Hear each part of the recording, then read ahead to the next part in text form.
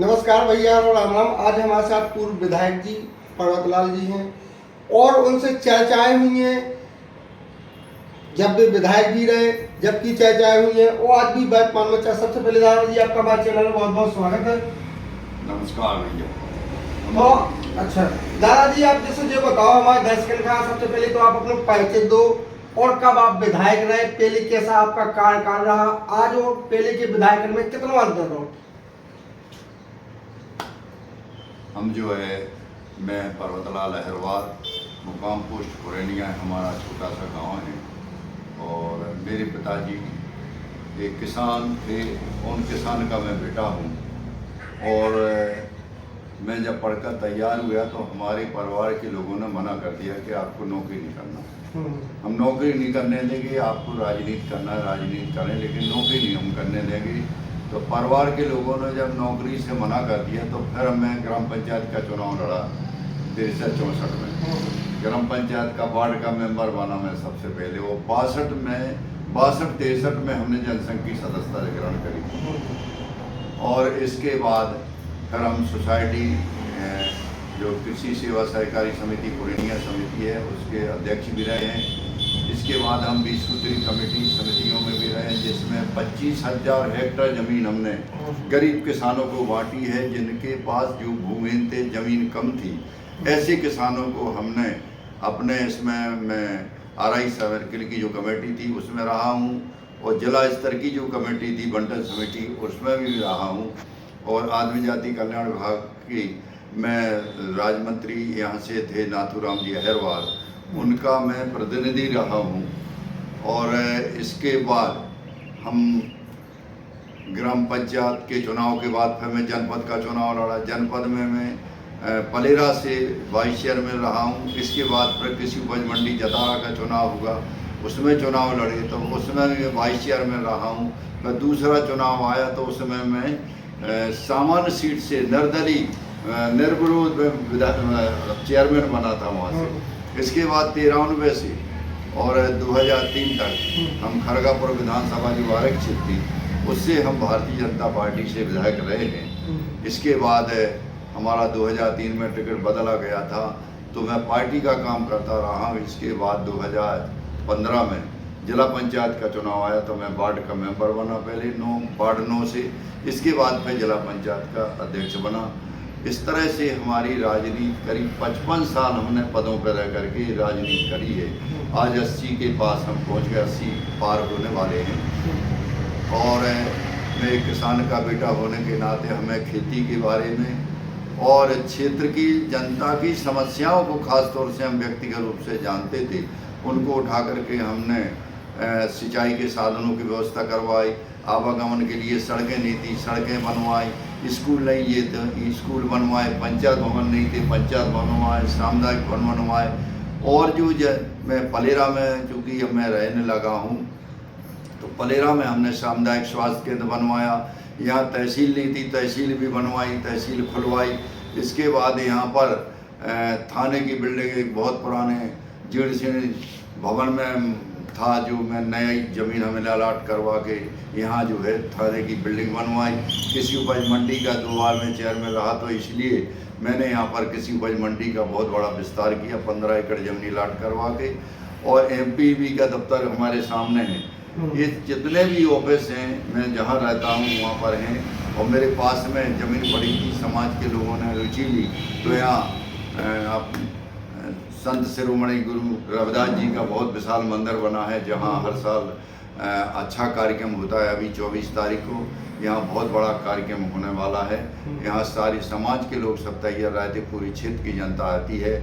और मैं एक पार्टी का काम करने वाला व्यक्ति हूँ, एक गरीबों का मुझे ज़्यादा चिंता है। आज माननीय प्रधानमंत्री नरेंद्र मोदी जो आज अपने कार्यकाल में इतना काम किया है उससे मैं बहुत संतुष्ट हूँ।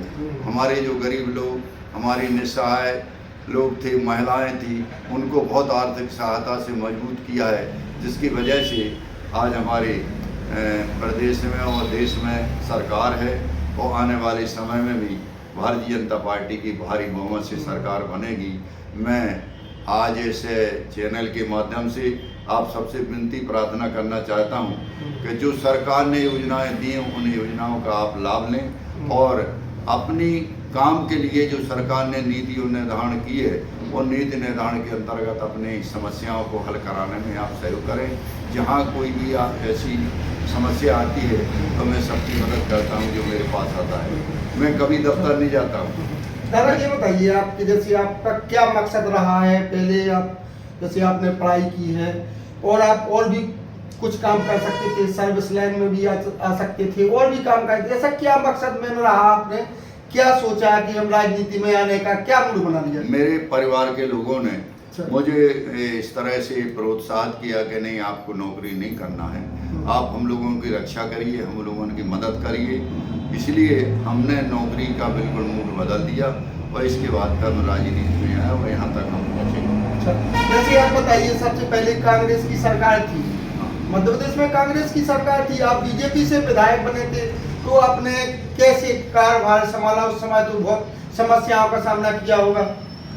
समस्याओं का सामना हमने, जो हमको अधिकार हैं, विधायिका के जो अधिकार हैं, नियम कानून हमने पढ़े, उस नियम कानून के तहत हमने जो मंत्री हैं प्रदेश के, उन मंत्रियों से, मुख्यमंत्री से सब काम करवाए। यहाँ जितने विकास काम हुए हैं पलेरा में और खरगापुर विधानसभा में, सबसे अधिक मेरे द्वारा कराए गए हैं। जो आज जिंदा हैं, आज कोई भी परीक्षण करा सकते हैं, आप वो परीक्षण कराएं। हमारी ये लगन रही है कि इस क्षेत्र का बहुत पिछला था, यहाँ जो जनप्रतिनिधि उत्तरदायी शासन से जितने बने, या तो निवाड़ी के एमएलए यहाँ बनते थे या टीकोड़ के बनते थे, उनको चुनाव के बाद कोई रुचि नहीं रहती थी। इसलिए मैं यहाँ स्थानीय आदमी होने के कारण हमें पब्लिक अच्छा पसंद करती थी, इसलिए मुझे दोबारा चुनाव जिताया और तीसरी बार भी मुझे जीतना था, लेकिन टिकट किसी कारण से बदला गया है, इसकी वजह से। लेकिन मैं पार्टी नहीं छोड़ी और पार्टी का मैं काम करता था। जैसे पहले चुनाव होते थे, आज चुनाव हो रहे हैं, पहले की भांति आज के चुनाव में कोई अंतर है कि पहले जैसे थे? बहुत अंतर है। पहले चुनाव में क्या था, राजनीति में दो चीज़ें बहुत महत्वपूर्ण होती हैं। एक तो जनप्रतिनिधि जो होता है उसके स्वभाव, प्रभाव, व्यवहार, बोलचाल, काम करने के नीति और सिद्धांत, अब वे सब बहुत हट गए हैं।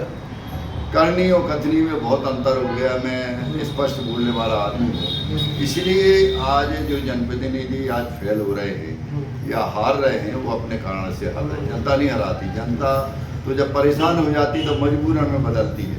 ये स्थिति है और परिस्थिति दिन पे दिन मैं समझता हूँ बिगड़ती जा रही हैं और इन परिस्थिति पे शासन को और समाज के लोगों को इस पर ध्यान देना चाहिए, नहीं तो वो इतनी बिगड़ेगा कि अपन कैसे अपन उत्तरदायी शासन गांधी जी हमने प्राप्त की है, आज अपन को बहुत मुश्किल होगा इसको चलाने के लिए।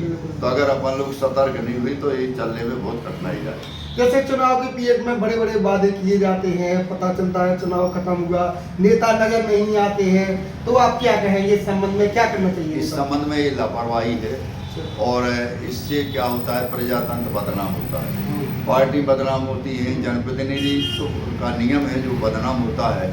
इसलिए आदमी को उतने वचन बोलना चाहिए जितने वो कर सकता हो। अगर नहीं कर सकता उस काम को मत घोषणा करना चाहिए। जिस काम की घोषणा की है उसको किसी तरह से करना चाहिए। मैं एक शब्द बोलना चाहता हूँ जो कटु है। क्या हुआ है, यहाँ हमारे पलेरा में मोमडन बहुत है।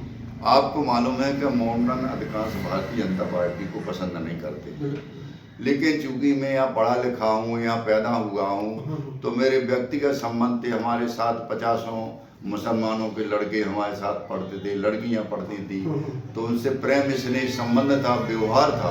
उस वजह से यहाँ जो है मेरा बहुत सम्मान करते थे और सम्मान के नाते जो भी काम बोलते थे मैं करता था।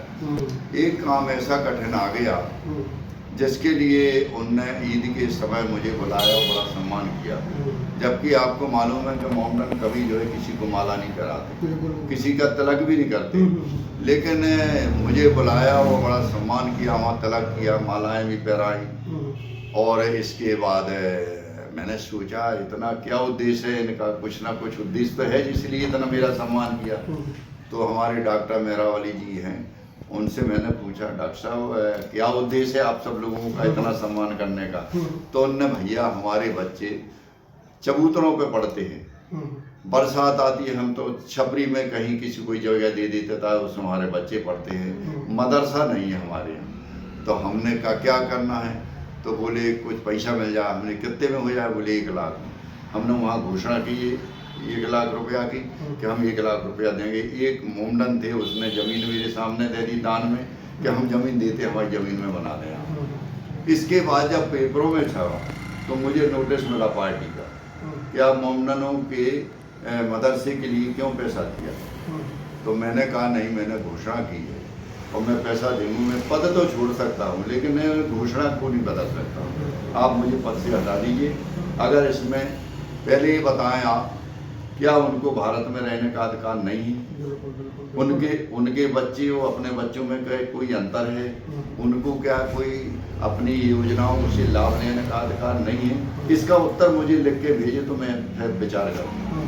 तो किसी ने उत्तर नहीं दिया तो हमने पैसा दिया, बिल्डिंग बन गई, बच्चे आज पढ़ रहे हैं। तो एक अच्छा, जैसे दादा क्या कारण है आज आप देख रहे हैं पहले की भांति रोड है, पुलियां हैं, ज़्यादा नहीं चलती हैं, बड़ी बड़ी बिल्डिंगें हैं, 2-4 साल या 5 साल में वो धराशायी हो जाती, क्या कारण है ऐसा?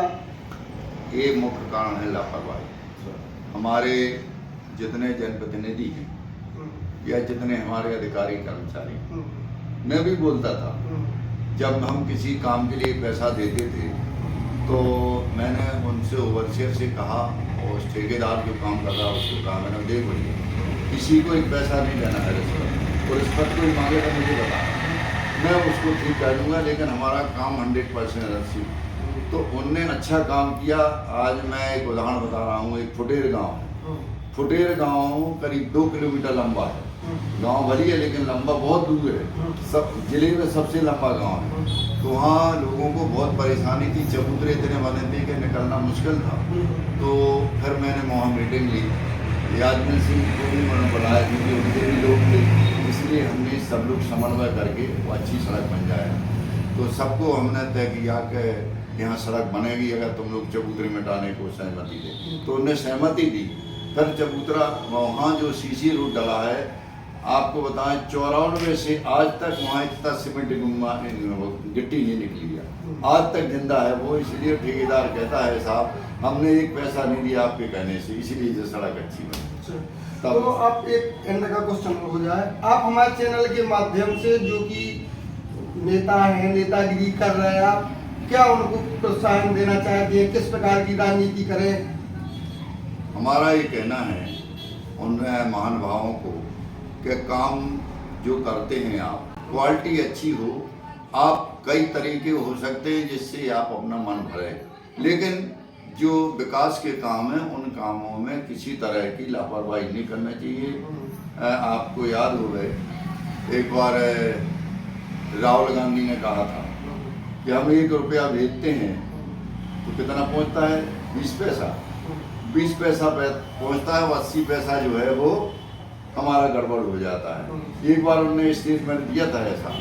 तो ये परिस्थिति है, इसलिए मैं जनप्रतिनिधियों को और हम सभी अधिकारी कर्मचारियों से भी निवेदन करते हैं कि आप लोग शासन की मंशा के अनुसार अच्छे काम करें, जिससे उन शासन की और प्रशासन की दर खराब ना हो और हमारे अधिकारियों की और हमारे जनप्रतिनिधियों की बदनामी ना हो। इस पर आदमी को सजग रहना चाहिए। अगर नहीं रहेंगे तो इसकी हालत बहुत, प्रजातंत्र बदनाम हो जाए। धन्यवाद। ठीक है, तो भैया हमारे साथ पूर्व विधायक जी पर्वतलाल दादाजी थे और आगे भी अपडेट जारी रहेगी, इनका परामर्श हमेशा लेते रहेंगे। तब तक के लिए धन्यवाद।